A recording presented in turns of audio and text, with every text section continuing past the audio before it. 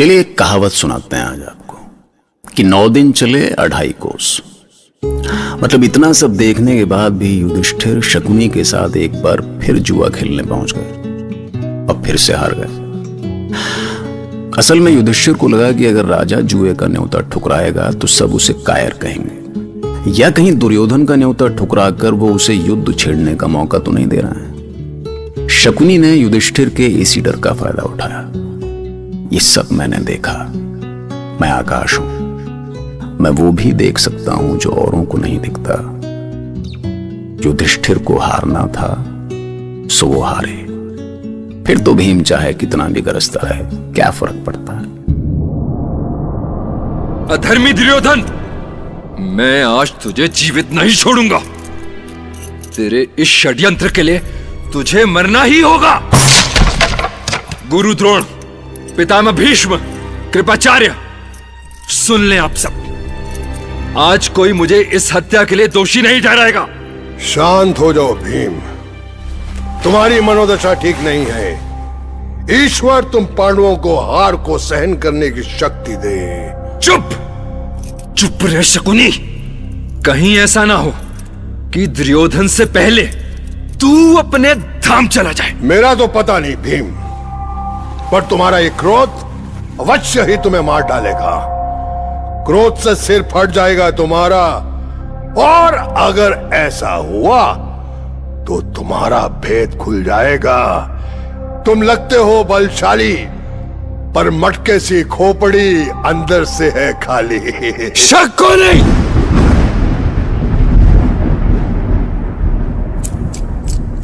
महारानी, महारानी अनर्थ हो गया। महारानी, पांडव फिर से हार गए।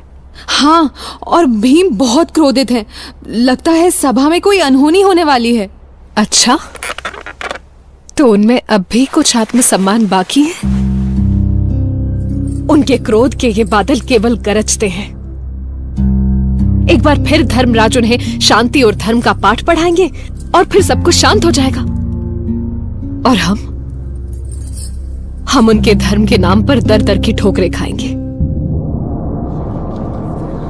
महाराज धृतराष्ट्र, गुरुजनों और सभासदों, इस खेल की शर्त के अनुसार पांडव 12 साल का वनवास और उसके बाद 1 साल का अज्ञातवास करेंगे।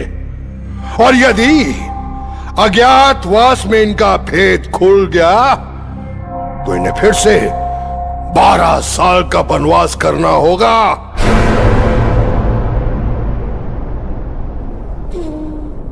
वाह कृष्ण वाह! मैं तो समझती थी कि तुम अपने पांडव भ्राताओं को हर संकट से बाहर निकाल लोगे। जैसे मेरी लाज बचाने को तुम वस्त्र के रूप में अवतरित हुए थे, उसी तरह इस बार भी द्यूत की बाजी पलटने के लिए किसी न किसी रूप में अवश्य आओगे। लेकिन तुम तो छिपकर ही बैठ गए। हस्तिनापुर में पांडव अपमानित हो रहे हैं और तुम अपनी दिव्य दृष्टि से सब कुछ देखते हुए भी अनदेखा कर रहे हो। कहां गया तुम्हारा धर्म और सत्य? कहां गई तुम्हारी अलौकिक शक्तियां? कहां गया तुम्हारा प्रेम? जानती हूं कृष्ण कि तुम एक बार फिर साधारण मानव होने का नाटक करोगे और कहोगे तुम्हें तो कुछ पता ही नहीं चला। हे कृष्ण, यदि वो नीच दुर्योधन हमारे विरुद्ध षड्यंत्र रचने का दोषी है, तो उस षड्यंत्र को फलित होने देने के दोषी तुम भी हो।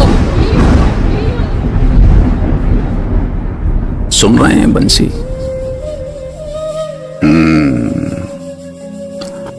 सबके मन में ये तरह तरह से बजती है। भीष्म के मन में अलग तरह से। मालूम है भीष्म का सबसे बड़ा दर्द क्या था? ये कि सारा अधर्म उनकी आंखों के सामने हुआ। तो उनका घर लूटा था, तो उनको दुख तो होना ही था ना भैया। आज पहली बार, पूरे जीवन में पहली बार, मैं शांतनु पुत्र स्वयं को असहाय पा रहा हूं। मेरी अंतरात्मा मुझे बार बार धिक्कार रही है। कि तुमने दुर्योधन को रोका क्यों नहीं, कौरवों को अनुशासन में क्यों नहीं बांधा, शकुनी को बार बार मनमानी करने की छूट क्यों दी। मैं निरुत्तर हूं, कोई उत्तर नहीं है मेरे पास। जिस कुरुवंश को बचाने के लिए मैंने अपने सुखों का त्याग कर अपने पिता शांतनु का विवाह एक मछुआरे की पुत्री से करवाया, आज वही कुरुवंश बिखर गया। पिताश्री मुझे बताएं, मुझसे कहां चूक हो गई। मैंने जो कुछ किया अपने कुल के लिए ही तो किया था ना।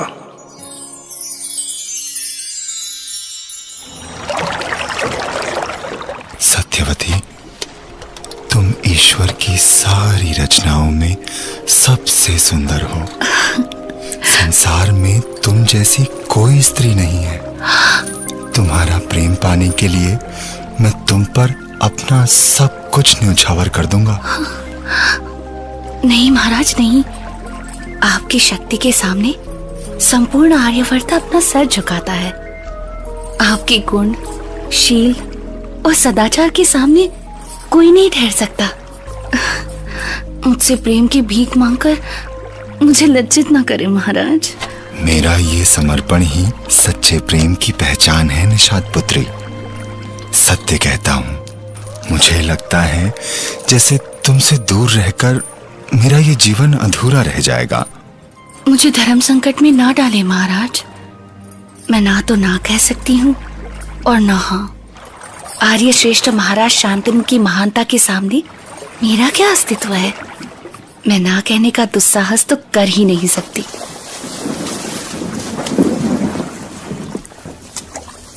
परंतु महाराज, संसार के लिए मेरे पिता एक साधारण मछुआरे ही सही, पर मेरे लिए तो उनका आदेश ही सब कुछ है। मेरे लिए उनकी इच्छा से बढ़कर कुछ नहीं। इसलिए यदि आपको कुछ कहना है तो मेरे पिता से कहें। चलती हूँ महाराज। मैं उनसे निवेदन करूंगा देवी, मैं तुम्हारे पिता से। पर यदि निषाद राज ने इस विवाह के लिए मना कर दिया तो फिर मैं एक क्षण भी कैसे जी सकूंगा। हे ईश्वर, वो तो इधर ही आ रहे हैं। उनसे कैसे कहूं मैं अपने मन की बात। महाराज शांतनु को इस निषाद का प्रणाम स्वीकार हो। नहीं नहीं नहीं नहीं निषाद राज, मेरे चरणों में झुककर मुझे धर्म संकट में मत डालिए। मैं तो स्वयं आपसे भिक्षा मांगना चाहता हूँ। हाँ हस्तिनापुर सम्राट, मेरी पुत्री ने बताया था कि मैं आपकी पुत्री से विवाह करना चाहता हूँ। उसे हस्तिनापुर की महारानी बनाना चाहता हूँ। संसार के सारे सुख देना चाहता हूँ उसे। यह आपकी कृपा है महाराज, आपका उपकार है। पर क्या मेरी पुत्री इन सुखों का भोग करके प्रसन्न रह सकेगी? ये आप क्या कह रहे हैं निषाद राज? आपकी पुत्री की ऐसी कौन सी कामना है जो मैं पूरी नहीं कर सकता? आप सारी कामनाएं पूरी कर सकते हैं महाराज, किंतु सम्मान। पर हस्तिनापुर की महारानी से अधिक सम्मान और किस स्त्री का हो सकता है इस संसार में? पर महाराज, स्त्री के लिए स्वयं का नहीं, अपनी संतान का सम्मान सबसे बड़ा होता है। क्या मेरी पुत्री से जन्मा पुत्र हस्तिनापुर का युवराज होने का सम्मान पा सकेगा? क्या आपका उत्तराधिकारी बन सकेगा वो? क्षमा करें निषाद राज, परंतु मेरा उत्तराधिकारी तो गंगा पुत्र देवव्रत है। मैं देवव्रत का अधिकार कैसे छीन लूं उससे? फिर मुझे क्षमा करें महाराज, मैं सत्यवती का विवाह आपसे नहीं कर सकूंगा। ये विवाह नहीं हो सकेगा। युवराज, क्षमा करें युवराज, पर पता नहीं महाराज को क्या हो गया है। क्या? वो अचानक अचेत हो गए। युवराज, आप कृपया शीघ्र चले। पिताश्री, हे ईश्वर, ये क्या हो गया आपको? जाओ, कोई वैद्यराज को बुलाओ।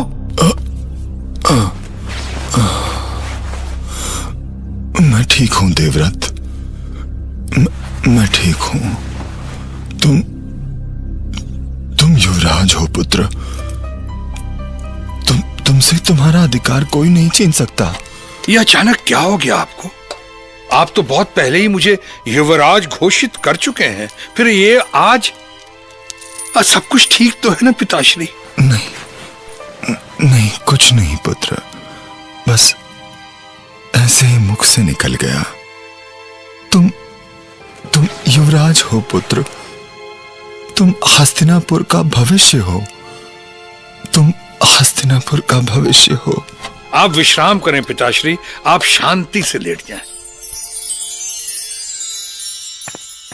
युवराज की जय हो। कहो, वैदराज ने क्या कहा? युवराज, उनका कहना है कि महाराज शांतनु का मन कुछ ठीक नहीं है। क्षमा करें युवराज, पर मुझे लगता है कि जब से वो निषाद राज से मिलकर आ गए हैं ना, तभी से उन्हें कुछ हो गया है। निषाद राज से? और पिताश्री निषाद राज के पास क्यों गए थे? युवराज, वे निषाद राज की परम सुंदरी कन्या सत्यवती से विवाह करना चाहते हैं। क्या पिताश्री एक और विवाह करना चाहते हैं? ये तुम कैसे कह सकते हो दूत? मैं स्वयं निषाद राज से मिलकर आ रहा हूँ, पर उन्होंने इस विवाह के लिए ऐसी शर्तें रख दी है जिनके सामने कुछ कीजिए युवराज। अब तो अन्न जल भी छोड़ दिया है महाराज ने, कुछ कीजिए।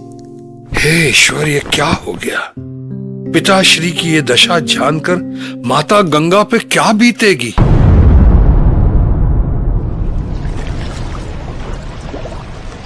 माते गंगा। पुत्र देवव्रत, कैसे हो पुत्र? क्या हुआ? सब ठीक तो है? नहीं माते, बड़े धर्म संकट में हूं। कैसा धर्म संकट पुत्र? पिताश्री विवाह करना चाहते हैं, क्या ये उचित है? क्या ये जानकर आपको दुख नहीं होगा? पर तुम इतने चिंतित क्यों हो? तुम्हारा धर्म संकट क्या है पुत्र? मुझे इधर आपका ध्यान आता है तो उधर पिताश्री का। वो अन्न जल का त्याग कर बैठे हैं माते। तुम्हारे पिता महाराज शांतनु से मेरे विवाह का एक ही उद्देश्य था पुत्र, तुम्हारा जन्म। इसीलिए तुम्हारे जन्म लेते ही मैं वापस अपने धाम आ गई। पर उन्हें ऐसे अकेला देखकर मुझे भी दुख होता है।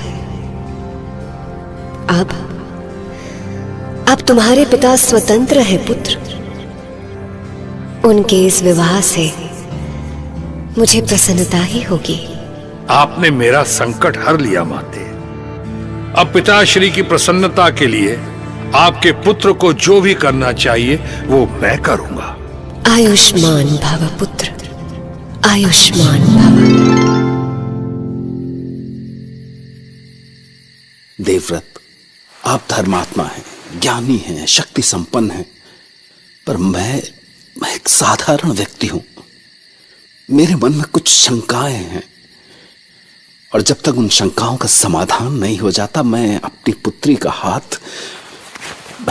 का हाथ महाराज शांतनु को नहीं दे सकता। मैं शांतनु पुत्र देवव्रत आपकी हर शंका का समाधान करूंगा। नहीं संकोच कहें निषाद राज। मैं जानता हूं देवव्रत कि यह असंभव है, पर मेरी इच्छा है कि आपके प्रतापी पिता के बाद सत्यवती से जन्मा पुत्र राज सिंहासन पर बैठे। नहीं निषाद राज, यह असंभव नहीं है। देवव्रत के लिए कुछ भी असंभव नहीं है। मैं आज और अभी हस्तिनापुर के युवराज पद का त्याग करता हूं। आप महान हैं, मैं आपके वचन का सम्मान करता हूं देवव्रत, पर भविष्य में क्या होगा कौन जाने। भले आप सत्ता से दूर रहें, पर यदि आपकी संतान सत्ता पाना चाहे तो फिर सत्यवती की संतान का क्या होगा? मैं आपकी चिंता समझ गया निषाद राज।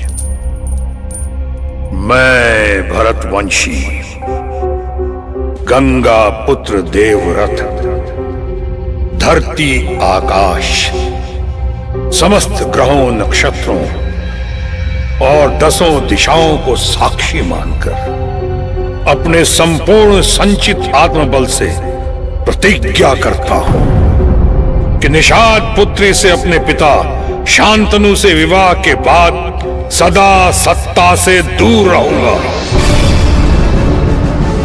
मैं प्रतिज्ञा करता हूं कि मैं आजीवन अविवाहित रहूंगा। मैं देवव्रत प्रतिज्ञा करता हूं कि चाहे धरती आकाश और सारे नक्षत्र अपने स्थान बदल लें, मेरी ये भीष्म प्रतिज्ञा नहीं टलेगी।